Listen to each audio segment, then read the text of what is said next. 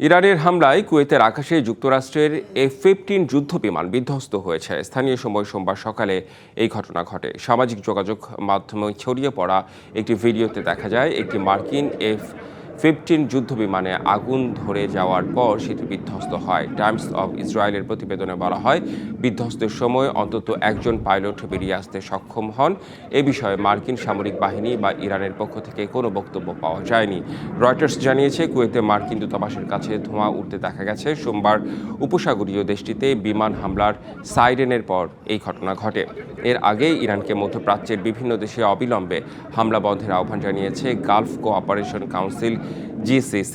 নিজেদের রক্ষায় সব ধরনের ব্যবস্থা নেয়ার হুঁশিয়ারি দিয়েছে জোটটি। বিশ্বের নানা প্রান্ত থেকে রেমিটেন্স লেনদেনে নগদ নিয়ে এলো হার না মানা হার অফার। সর্বনিম্ন 10,000 টাকার রেমিটেন্স নগদে পাঠালে স্বর্ণের হার জেতার সুযোগ।